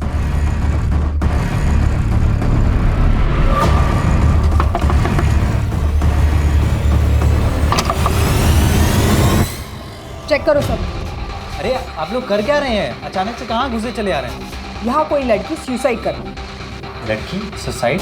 आप ये किस तरह की बात कर रही हैं? मैं यहाँ अकेला रहता हूँ मैम, और यहाँ कोई लड़की सुसाइड नहीं करी है मैम। यहाँ कोई नहीं मिला। जिस लड़की को हम ढूंढ रहे हैं वो तुम्हारे इस वाईफाई से कनेक्टेड है। कैसे? मैम मेरा वाईफाई ओपन है, तो मैंने कोई पासवर्ड वगैरह नहीं लगा रखा है। वाईफाई का रेंज होता है 150 मीटर्स। इसका मतलब आने जाने वाला कोई भी या आसपास का रहने वाला कोई भी इसके नेटवर्क से कनेक्टेड हो सकता है। 1 मिनट।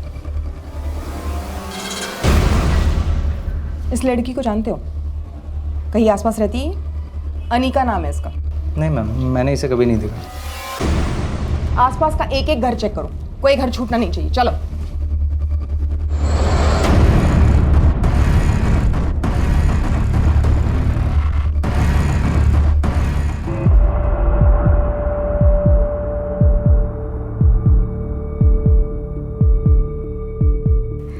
देखो इधर, अनिका, तुम्हारी शादी ना होने की वजह से तुम हताश हो।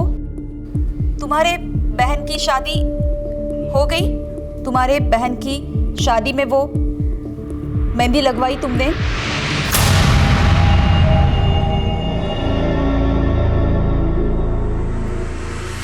मेहंदी तुम्हारे बहन की नहीं, तुम्हारी शादी में लगवाई। तुम्हारी शादी?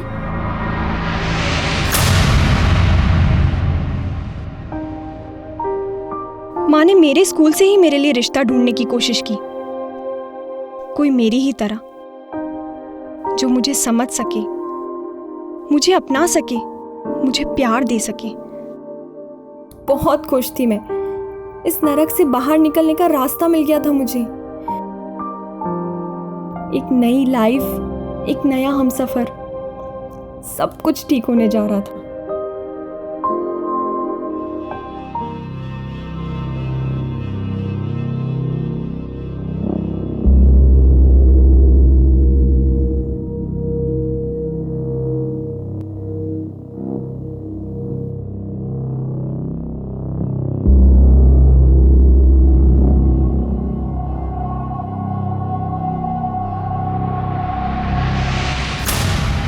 कब शादी हुई थी तुम्हारी?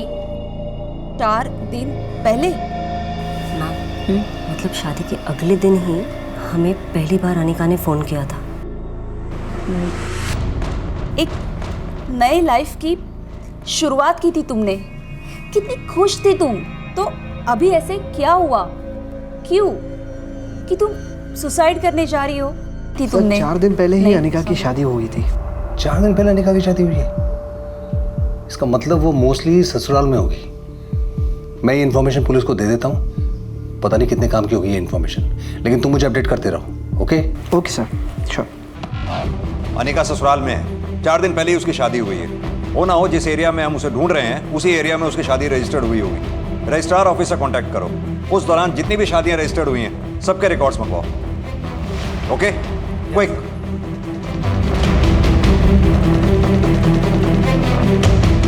हाँ नीलिमा, तुम उसे ढूंढते रहो। मैंने यहाँ उस दौरान रजिस्टर्ड हुई शादियों के रिकॉर्ड्स मंगवाए हैं। जैसे ही कुछ पता चलता है मैं तुम्हें इन्फॉर्म करता हूँ।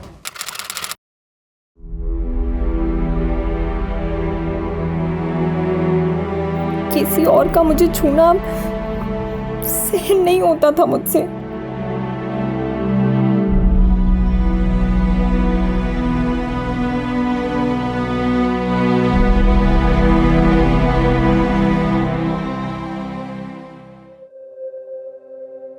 सब खत्म हो गया। मैं टूट गई। मेरी हिम्मत, उम्मीद और जीने की चाह सब बिखर गए। उस एक पल में मैं समझ गई कि मेरा आने वाला कल ठीक मेरे बीते हुए कल जैसा ही होने वाला था। क्यों मेरे साथ बार बार यही हो रहा है? शायद मेरी ही गलती है, मुझ में ही कोई कमी है। अनिका, अनिका देखो, तुम में कोई कमी नहीं, इसमें तुम्हारी कोई गलती नहीं है अनिका। You understand? देखो, गलत तो ये है कि हर बार ऐसा कुछ होने पर ज्यादातर लड़कियां खुद को कोसती है, खुद को दोष देती है। ऐसा क्यों अनिका? बोलो।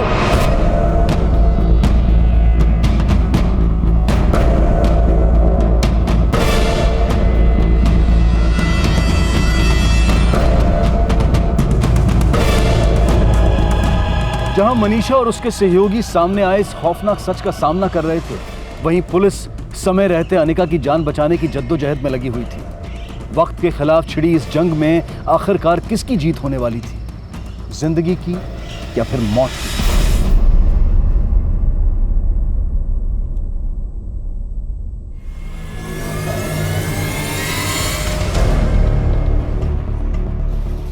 स्टॉप अनिका, लिसन अनिका, देखो अनिका, स्टॉप। कुछ पता चला? No ma'am. Hello, yes ma'am, marriage registrar office के रिकॉर्ड से अनिका के ससुराल का एड्रेस मिल गया है। मैं आपको अभी सेंड कर रहा हूँ। ठीक है। उसके बिहाफ में हमको एग्जैक्ट लोकेशन पता चल गई है। मैं आपको एसएमएस करता हूँ। ओके, लोकेशन जल्दी सेंड करो, इमीडिएटली। अनिका देखो, अनिका 10 साल की थी तुम, क्या गलती थी तुम्हारी? अनिका, अनिका ना चाहते हुए भी जबरदस्ती हुई तुम्हारे साथ। उस एज में भी तुमने अपनी माँ को ये सब बताने की हिम्मत रखी, कोशिश की, लेकिन अनिका उसमें तुम्हारा कोई दोष नहीं था। दोष तो उन सब का है जिन्होंने तुम्हारे साथ ज्यादती की। Anika listen, listen to me. Anika देखो इधर। 2 मिनट दिखा रहा है, सीधे जाके फिर right, come on.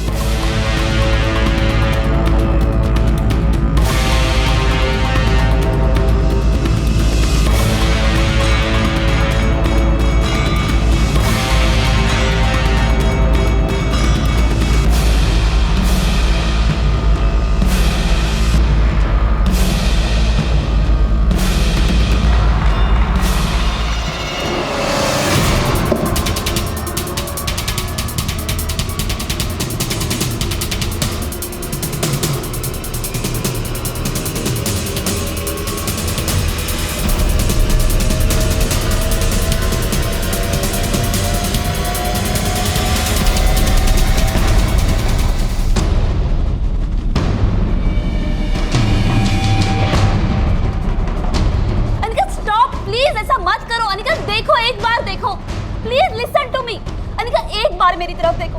Anika, don't do this. Anika, ऐसे मत करो। अनिका, एक बार देखो, मेरी बात सुनो। अनिका, ऐसा मत करो please. Anika, stop.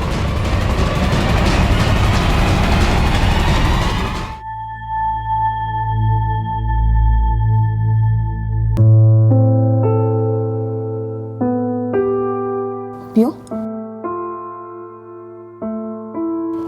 Are you okay?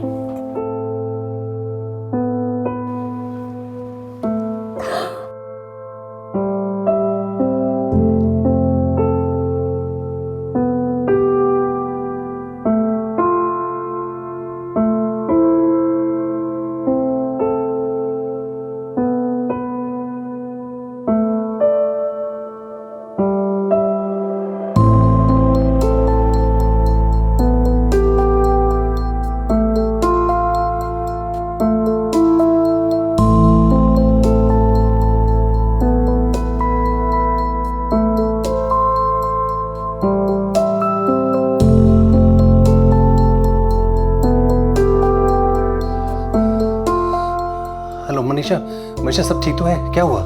Devin, we saved her. Police time पे पहुंच गई वहां। Yes, Devin, we saved her.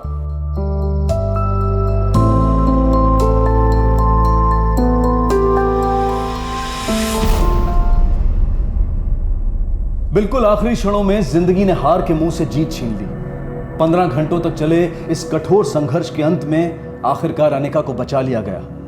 दाद देनी होगी उस दृढ़ता, उस सतर्कता की जो देवेन, मनीषा और उनके सहयोगियों ने दर्शाई। साथ ही मुस्तैदी से काम करने वाले पुलिस कर्मियों को भी इस सफलता का श्रेय जाता है। अनिका द्वारा दिए गए बयान के आधार पर उसके पिता और पति दोनों को गिरफ्तार कर लिया गया। क्या हुआ? अरे छोड़िए। अरे देखो मुझे लेके कहाँ जा रहे हैं? सब बताइए तो मैंने क्या किया? अरे ऐसे कैसे लेके जा रहे हैं? कुछ नहीं किया इन्होंने।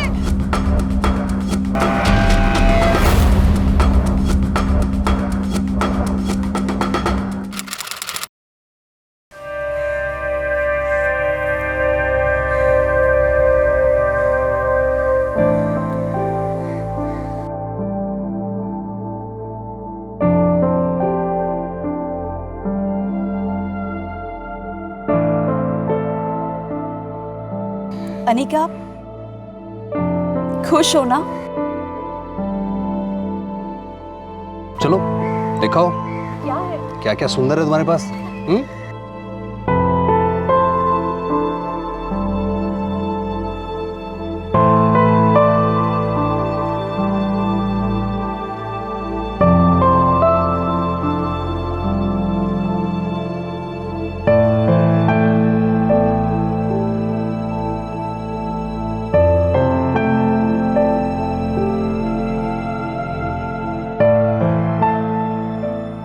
देवेन और मनीषा की मदद से अनिका को एक एनजीओ में आश्रय मिला, जहां वो आत्मनिर्भरता से और गर्व के साथ अपने बिखरे हुए जीवन को एक बार फिर से समेटने की कोशिश कर रही है। अनिका के पिता और पति के खिलाफ अदालती मामले अब भी जारी हैं और अनिका को पूरी उम्मीद है कि उसे इंसाफ जरूर मिलेगा। शारीरिक घाव तो फिर भी भर जाते हैं, लेकिन अपने मन पर लगे घावों के साथ जिंदगी बसर करना आसान नहीं होता। जिस अनिका को सहारे की ज्यादा जरूरत थी, उसका शोषण किया गया, और वो भी उसके अपनों के हाथों। कितनी दुखद और भयंकर परिस्थिति है ये। पिता और पति, जिन दो व्यक्तियों पर दायित्व होता है अपनी बेटी और अपनी पत्नी की रक्षा करने का, वही भक्षक बन बैठे। अनिका की कमजोरियों का फायदा उठाकर इन हैवानों ने उसके विश्वास, उसके हौसले, उसकी हिम्मत को चकनाचूर कर दिया। 15 सालों तक यौन शोषण का शिकार रही अनिका को जरूरत थी संवेदनशीलता की, प्यार की, देखभाल की। लेकिन दुर्भाग्यवश उसके पति में इसे समझने की ना तो क्षमता थी और ना ही इसके लिए जरूरी धैर्य। बदकिस्मती से अनिका जैसे कई और लोग हैं जिन्हें रोजाना इस तरह के अत्याचार का सामना करना पड़ता है। विकलांग और असहाय व्यक्ति अक्सर इस तरह की ज्यादतियों का शिकार बनते हैं। हमें तहे दिल से मनीषा और देवेन का शुक्रिया अदा करना चाहिए, जिन्होंने इतनी जद्दोजहद के बाद इंदौर पुलिस के साथ मिलकर इस हेल्पलाइन की स्थापना की। ऐसी कई हेल्पलाइंस मौजूद हैं जो लोगों की अलग अलग समस्याओं को हल करने में उनकी मदद करती हैं, लेकिन दुर्भाग्यवश लोग इन सुविधाओं से बेखबर हैं और हमारा ये फर्ज बनता है कि हम लोगों को इस बारे में अवगत कराएं, उन्हें जानकारी दें, ताकि अनिका जैसी कई और जानें समय रहते बचाई जा सके। इसी विचार के साथ अब मैं अनूप सोनी आपसे विदा लेता हूं। फिर मुलाकात होगी अगले एपिसोड में एक और चौंका देने वाले केस के साथ। तब तक अपना और अपने परिवार का ख्याल रखें और देखते रहें क्राइम पेट्रोल सिटी क्राइम्स। सबक एक को सीख हम सबको। जय हिंद। इस तरह के और भी एपिसोड देखने के लिए हमारे चैनल को सब्सक्राइब करें और बेल आइकन दबाना ना भूलें।